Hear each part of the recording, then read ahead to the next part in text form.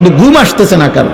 আর ঘুম আসবে কি তা মানে ঘুমটা কি কি আসে এটা আল্লাহ কোরআনে বলছে ঘুম আসছে মানে আমি আল্লাহ তোমার দেহ থেকে তোমার রুহটাকে এই ঘুমের মুহূর্তে আমি আলাদা করে নেই, এটাই ঘুম। খোদার কসম, এটা কোরআন শরীফের আয়াত, সূরা জুমারের মধ্যে আছে 24 পারায়। আল্লাহু ইয়াতাওয়াফাল আনফুসা হিনা মাউতিহা ওয়াল্লাতী লাম তামুত ফি মানামিহা। আল্লাহ তাআলা বলে প্রত্যেকবারে ঘুমের সময় বান্দা তোমার দেহ কিন্তু তোমার রূহ আলাদা থাকে, আমি সরায় নেই, এটাই তখন ঘুম। আবার আমি চাইলে ফেরত দেই, না চাইলে রেখে দেই। ফায়ুমসিকুল্লাতী কাদা আলাইহাল মাউত ওয়া ইউরসিলুল উখরা ইলা আজালিন মুসাম্মা। কিন্তু মনে রেখো বান্দা, যতবারই ফেরত দেই একটি নির্দিষ্ট সময়ের জন্য ফেরত দেই, একদিন আমি সত্যি সত্যি মালাকুল মউত দিয়ে এই রূহটা আনবো আর ফেরত দেব। তোমার মা চিল্লাইবে, বাপ চিল্লাবে, হয়তো তোমার সন্তানরা চিল্লাবে, হয়তো পুরো গ্রাম তোমার জন্য চোখের পানি ফেলবে, আমি আর রূহ ফেরত দেব, আমি আর ফেরত দেব না বান্দা। এই জন্য নওজোয়ান, তুমি কোনোভাবেই বুঝতেছ না, তোমরা অনেক ছেলে নিজেকে ভুলে গেছো। আরে আব্বা, দুনিয়ার কথা তো মনেই নাই, ইসলামের কি অবস্থা, মুসলমানদের কি অবস্থা। আমার নবী সাল্লাল্লাহু আলাইহি সাল্লামের 23 বছরে তোমার জন্য কোনো দায়িত্ব দিয়ে গেছিলেন কিনা তুমি তো জিজ্ঞাসাও করলে।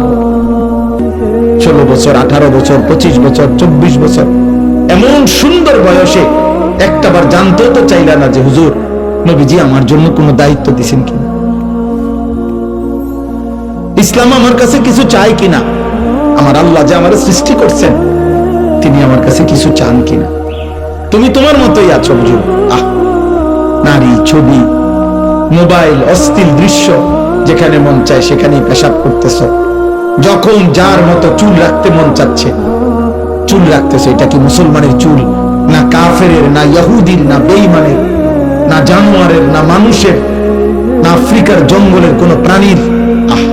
খবরও নেই কে তোমার মা, কে তোমার বাবা, কে তোমার সৃষ্টিকর্তা, কে তোমার নবী। এমন আত্মভোলা, আপন ভোলা, নিজেকে ভুলে যাওয়া, এটা কাপুরুষ বুঝতিল, এটা মানুষ রূপী জানোয়ারের পরিচয় হইতে পারে, মানুষের পরিচয়। মনে রাখো, একজনই মনে রাখো, একজন। আমি এক ফেরিওয়ালা যে মনে করি একজনও যদি শুনে আমার কোনো আফসোস নেই। আমি তো আগেই বলছি, ব্যাপক জনসমর্থন দিয়ে আমার 2 পয়সারও কোনো দরকার না, আমি করবো কি? আমি তো ভোটে দাঁড়াইছি না, আমি ভোটে দাঁড়াবার ইচ্ছাও নাই, এখন আর সুযোগও নাই। অতএব জনপ্রিয়তা কিছু নেই, আলহামদুলিল্লাহ মালিকের দয়ায় কমপক্ষে প্রায় 21 বছরের কাছাকাছি হবে এই কম বেশি ওয়াজের বয়স। সোনাকান্দা দরবারে যখন ছিলাম, সোনাকান্দা দারুল হুদা কামিল মাদ্রাসায় শিক্ষকতা করতাম, সেই 2004 সাল থেকে জীবনের প্রথম চাকরি ছিল এখানে, জীবনের প্রথম খেদমত এটা। 11 বছর টানা আমি ছিলাম সেখানে, আলহামদুলিল্লাহ। আমার মনে আছে, আমার জন্য যিনি মরহুম পীর সাহেব হযরত মাওলানা আবু বকর মোহাম্মদ শামসুল হুদা রাহমাতুল্লাহি আলাইহি, তিনি হাত তুলে দোয়া করছিলেন ইন্টারভিউ নেওয়ার পরে অনেকক্ষণ হাত তুলে দোয়া করছিল আমার জন্য।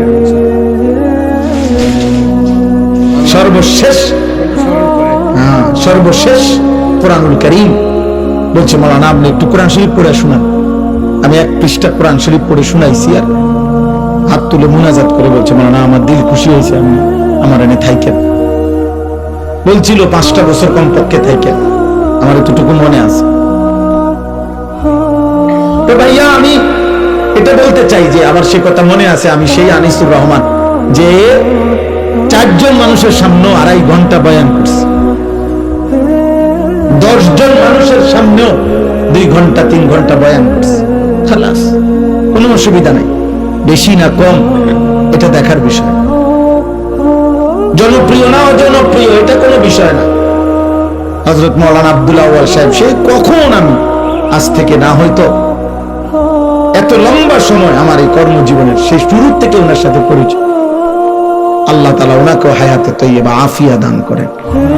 আমার ভাই, আমার বন্ধু, আমার নওজোয়ান, একটা একটা ছেলেকে বলি, ভাব সবার কাছে বলি, বাবা চাচা আপনাদেরকেও বলি, আমাকেও বলি, প্রথম কথা আমার এইটা, আত্ম উপলব্ধি বড় নিয়ামত। মানে আপনি এতটুকু বুঝেন কিনা যে আপনি কে, আপনার যে একজন সৃষ্টিকর্তা আল্লাহ আছে, আপনার যে একজন নবী আছে যিনি 23 বছর আপনার জন্য কাঁদছিলেন, আপনার কি এটা মনে আছে কিনা? আপনার লোক আপনি একটু বুঝে নিয়ে, এতটুকু আবদার। আপনার তরিকা আপনার কাছে রাখেন, আপনার দল আপনার কাছে রাখেন, যার যেখানে আছেন এখানেই থাকেন, কোনো অসুবিধা নাই। কিন্তু আপনি শুধু বোঝাপড়া করে নিয়েন যে আমার আল্লাহ আমার কাছে কিছু চায় কিনা। আমার নবী সাল্লাল্লাহু আলাইহি সাল্লাম 23 বছরের চোখের পানির বিনিময়ে আজ 60 বছর বয়স, আপনি আজও বিড়ি সিগারেট খান, এই আপনার নবীর পাওয়া ছিল আপনার কাছে? আজকে 60 বছর বয়সেও আপনি টেলিভিশনে নাচ গান দেখেন, এই আপনার নবীর 23 বছরের চোখের পানির বিনিময়। 30 বছর ধরে সুদ খান, এটাই তায়েফের রক্তের বিনিময়। যুবক ভাই বলো, তোমরা 365 দিনে 1 বছর কোনদিন ফজরের নামাজ যে ছেলেটা পড়লা না, আব্বা আমি হাত জোর করে তোমার কাছে বলি, এই ছিল তোমার নবীর বিনিময়। নবী সাল্লাল্লাহু আলাইহি ওয়াসাল্লামের 23 বছরের বদলা দিল এভাবে, এই ভালোবাসার বদলা, এটা ইনসাফ? বলেন আব্বা, বলেন।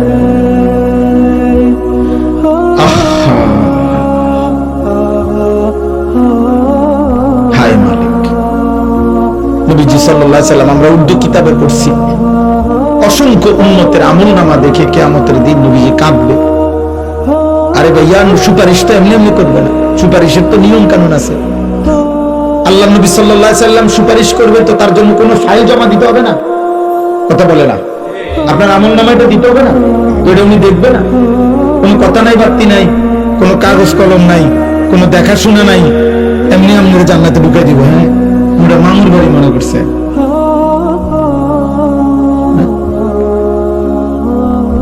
তো যিনি সুপারিশ করে তিনি কি ফাইল দেখে না? কথা বলে না কেন? যিনি সই দেয় তিনি কি কিছু দেখে না? যিনি বলে কারো কাছে সুপারিশ, তিনি কি আগে ঘটনা শুনে না? তো নবী সাল্লাল্লাহু আলাইহি ওয়াসাল্লাম শুনবে না? কোরআনুল কারীমের মধ্যে আছে, ফাকাইফা ইযা জিনা মিন কুল্লি উম্মাতিন বিশাহীদ। আল্লাহ তাআলা বলেন, জিনা বিকা আলা হাউলা'i শাহীদা। আল্লাহ তাআলা বলেন, প্রত্যেক নবীকে বন্ধু তার উম্মতের সামনে দাঁড়িয়েই আমি আল্লাহ ওই নবীকে সামনে রেখে ওই নবীর উম্মতের আমলনামা আমি আল্লাহ খুলবো ফেরেশতার মাধ্যমে, নবীকে সামনে রাখবে এবং আপনাকে ওয়াজিনা বিকা, আপনাকেও সামনে রাখবে। আল্লাহর কসম, হাদিসে আছে এই আয়াত। হযরত আব্দুল্লাহ ইবনে মাসউদ বলেন, নবীজির সামনে আমি যখন এই আয়াত পড়ছি, নবী তখন অঝরে ফাইজা আইনাহু তাজরিফান, নবীর দুই চোখ দিয়ে তখন অঝরে পানি ঝরছিল, নবী কাঁদতেছিলেন। আর হযরত আব্দুল্লাহ ইবনে মাসউদ বলেন, এই আয়াত পড়ার পরে নবীজি আমারে বলছে, হাসবুকাল আন। ইবনে মাসউদ, আর পড়ো না, থামো, এখন থামো, সামনের আয়াত পড়ো না। তিনি বলেন, আমি দেখছিলাম তখন নবী কাঁদতেছিলেন। মুহাদ্দিসিনে কেরাম বলে, কেন কাঁদতেছিলেন? নবী তখন ভাবতেছিলেন, হায়, আমার সামনে আমার উম্মতের আমলনামা খুললে যদি দেখি আমার উম্মত নাফরমানি ভরে আছে, যদি দেখি চুরি, ডাকাতি, জিনা, ব্যভিচার, মদ, সুদ, কিস্তি, সেজদা নাই, নামাজ নাই, বন্দিগি নাই, আমি তখন আমার মালিকের সামনে কেমনে বলবো, সুপারিশ করবো? আমার উম্মত যদি আমার বেইজ্জতি করে,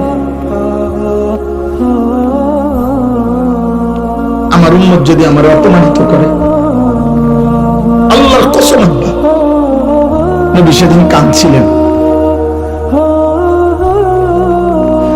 তোমরা বলো বাবা,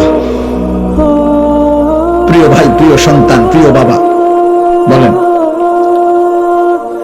যে যে অবস্থায় আছেন এইভাবে